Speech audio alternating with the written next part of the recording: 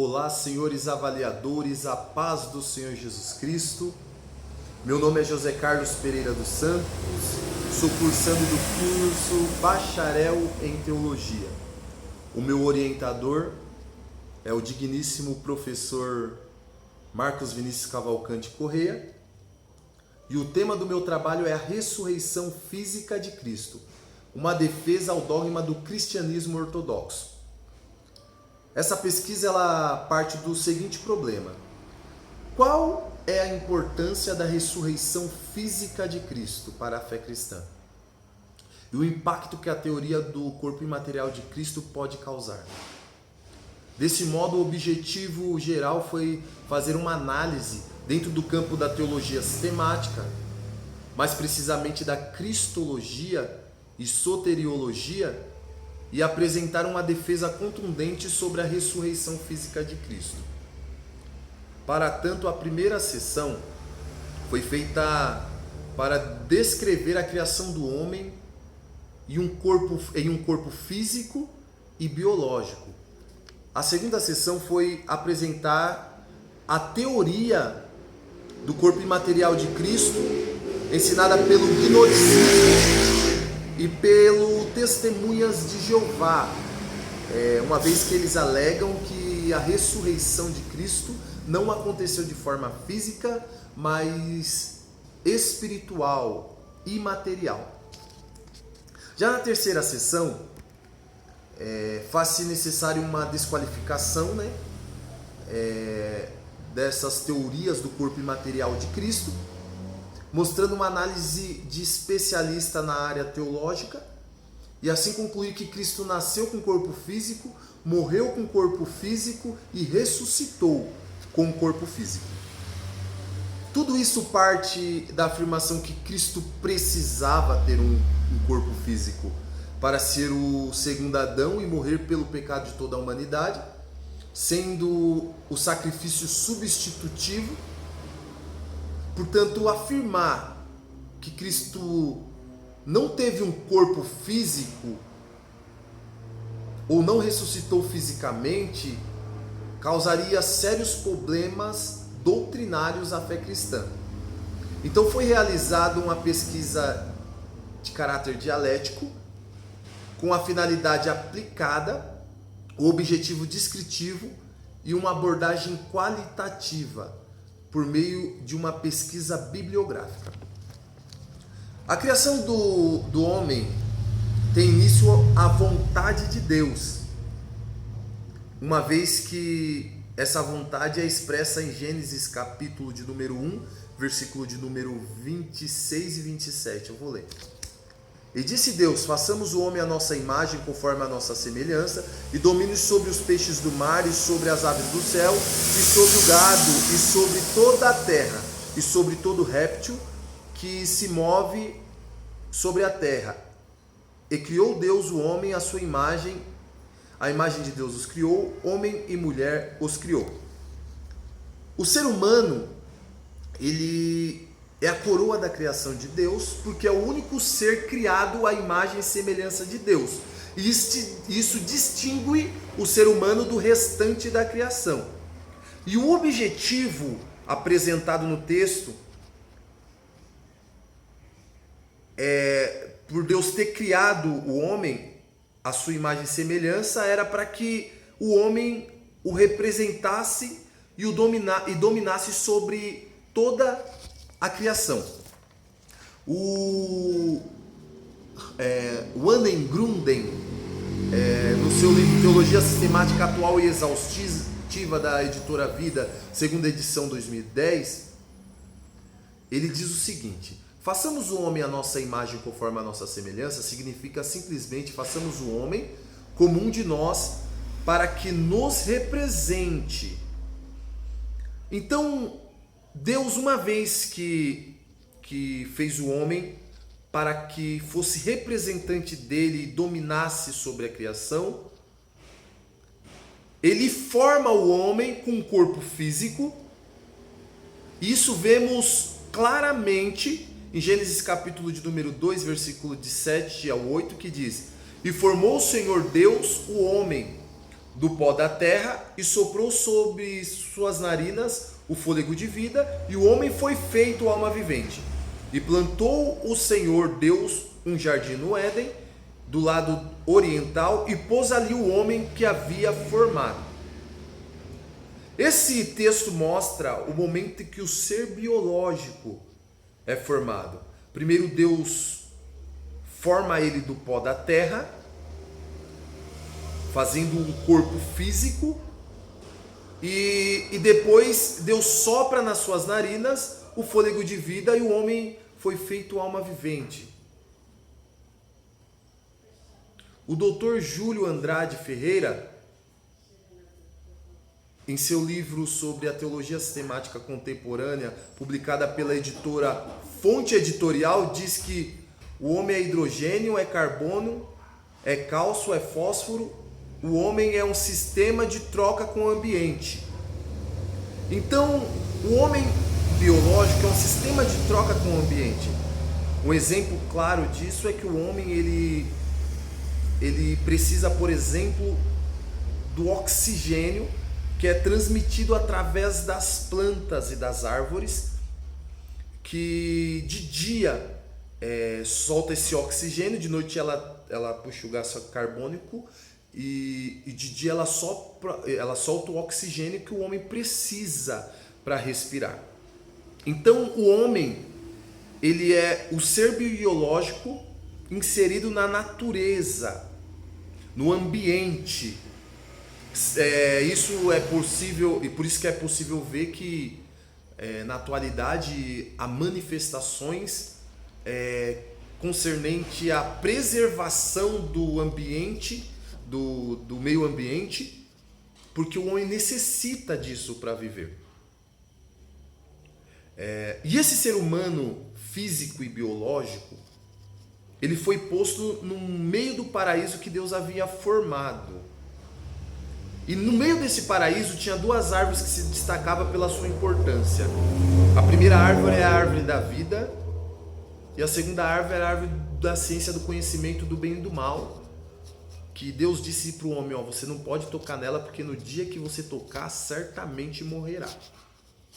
O doutor John MacArthur, no seu comentário, na sua Bíblia de comentada, ele diz as seguintes palavras: a árvore da vida era uma árvore real, com propriedades especiais de sustentar a vida.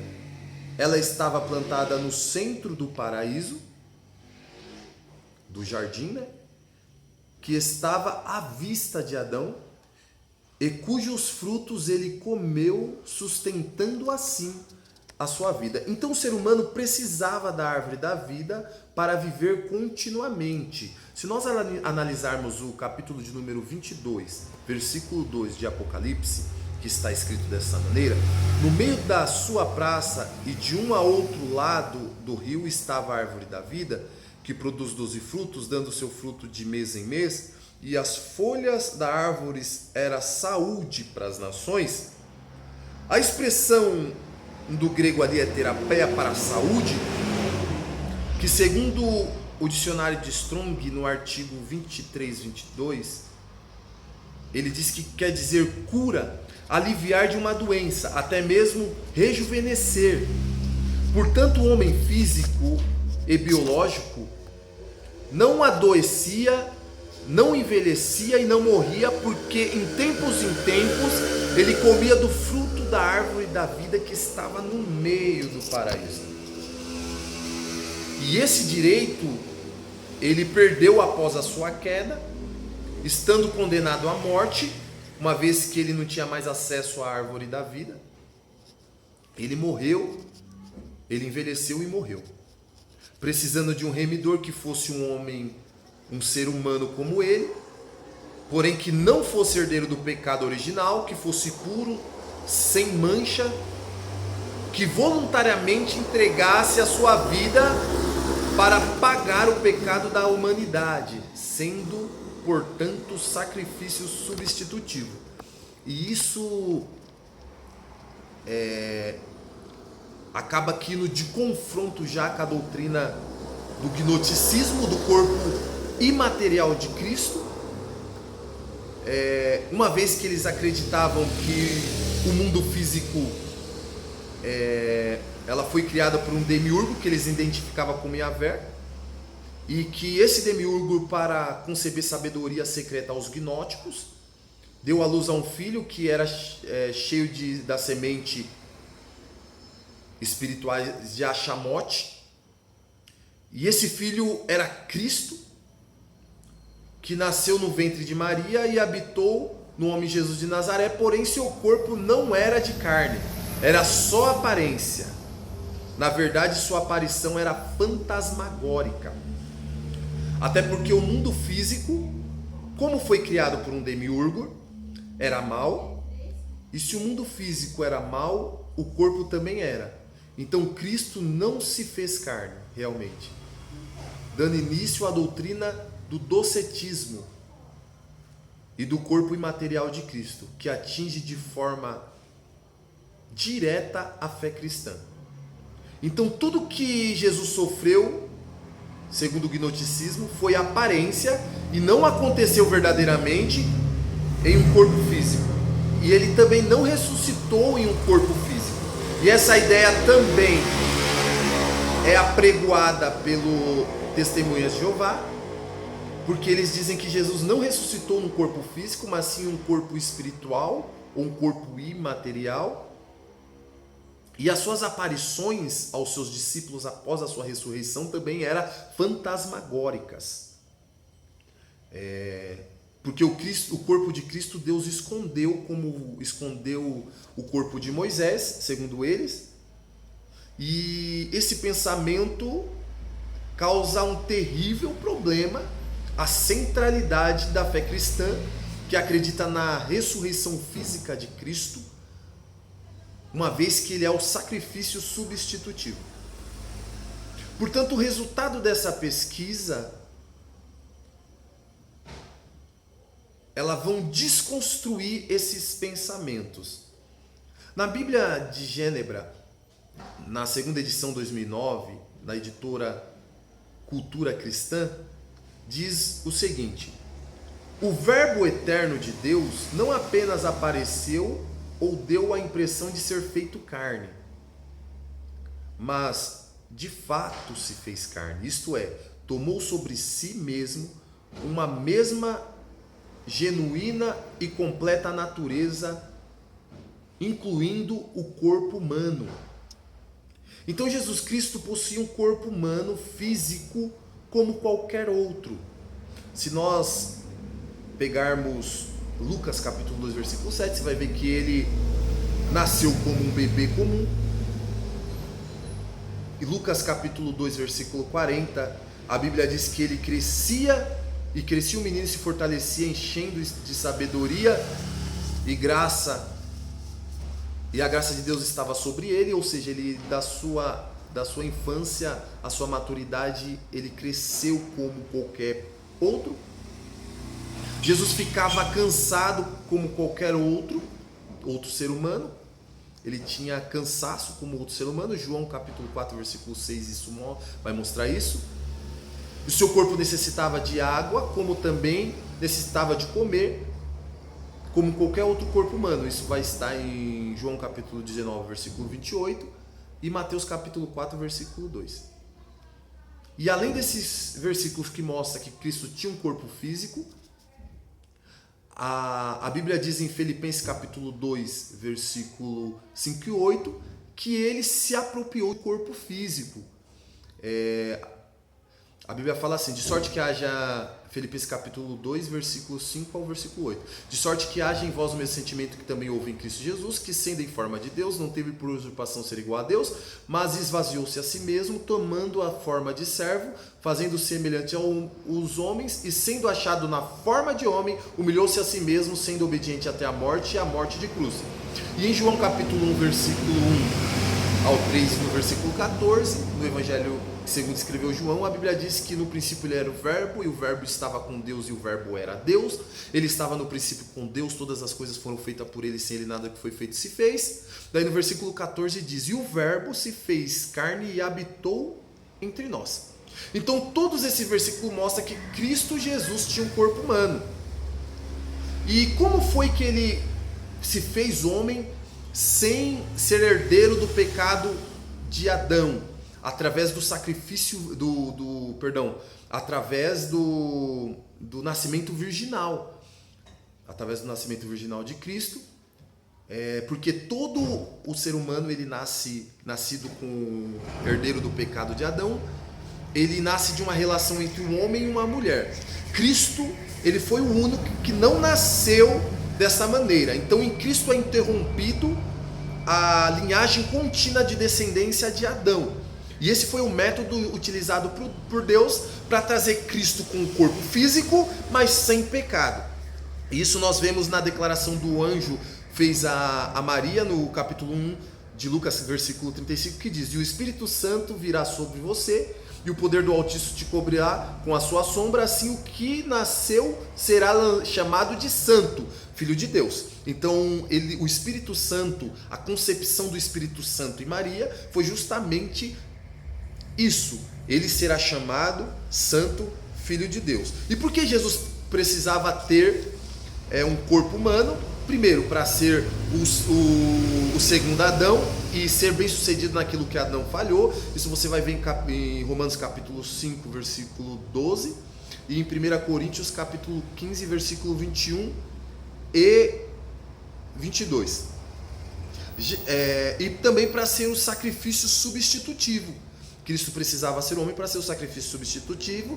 O Annen Gruden, na sua teologia sistemática atual e exaustiva, ele diz: se Jesus Cristo não tivesse sido homem, não poderia ter morrido em lugar da humanidade e pagar a penalidade que lhe cabia. Pois bem, então, uma vez que Cristo ele precisava ser o homem para ser o sacrifício substitutivo, ele teve um corpo físico. Portanto, a morte e ressurreição física de Cristo é de extrema importância no cristianismo, porque assegura a nossa justificação, uma vez que ele é o sacrifício substitutivo por se entregar voluntariamente homem humano no lugar da humanidade. Em Romanos capítulo 4, versículo de número 24 a 25 diz: mas também por nós, a quem será tomado em conta, os que cremos naquele que dentre os mortos ressuscitou, Cristo Jesus, ou Jesus Cristo nosso Senhor, o qual por nossos pecados foi entregue e ressuscitou para a nossa justificação. Então Cristo, ele ressuscitou, quando ele ressuscitou fisicamente dentre os mortos, foi uma declaração da aprovação de Deus, da parte de Deus, que a obra redentora de Cristo havia sido aceita e que ele pagou a pena que cabia ao ser humano. Que cabia ao ser humano foi pago. Ou seja, o pecado de Adão, que foi imputado ao ser humano, foi, por sua vez, imputado a Cristo, o pecado com as suas consequências, e ele foi lá com muita maestria e pagou esse pecado, essa penalidade que cabia ao ser humano, e por isso Deus o ressuscitou, trazendo a justificação e mostrando que o pecado da humanidade havia sido pago. Então a ressurreição física de Cristo é de extrema importância doutrinária. O apóstolo Paulo, no seu tratado, no seu maior tratado sobre a ressurreição de Cristo, em 1 Coríntios, capítulo de número 15, a partir do versículo 1 até o 20, ele diz: porque primeiramente vos entreguei o que também vos recebi, que Cristo morreu pelos nossos pecados, segundo as Escrituras, que foi sepultado e que ressuscitou ao terceiro dia, segundo as Escrituras. E depois ele vai dizer: então, ou seja eu, ou seja eles, assim pregamos e assim haveis crido. Ora, se prega que Cristo ressuscitou dentre os mortos, como dizem alguns dentre vós, que não há ressurreição dos mortos, E se não há ressurreição dos mortos, também Cristo não ressuscitou. E se Cristo não ressuscitou, logo é vã a vossa pregação e também é vã a vossa fé. Então veja o problema doutrinário em negar a ressurreição física de Cristo. E Cristo também ele afirma na sua ressurreição física em Lucas capítulo 24, versículo 36 ao 39, quando ele, em uma das suas aparições, das suas manifestações depois da sua ressurreição, que os seus discípulos estão na Galileia, e ele aparece no meio deles e diz: Pai seja convosco, e eles ficam com medo, porque achavam que estava vendo um fantasma, um espírito. E Jesus disse: por que estáis perturbados? E por que sobem tais pensamentos aos vossos corações? Vede as minhas mãos e os meus pés, que sou o mesmo, apalpai-me e vede, pois o espírito não tem carne nem osso, como vede que eu tenho. Portanto, conclui-se que Cristo, ele teve um corpo físico, ele nasceu em um corpo físico, viveu em um corpo físico, morreu em um corpo físico e ressuscitou no corpo físico, desconstruindo por total a teoria do corpo imaterial de Cristo. Muito obrigado.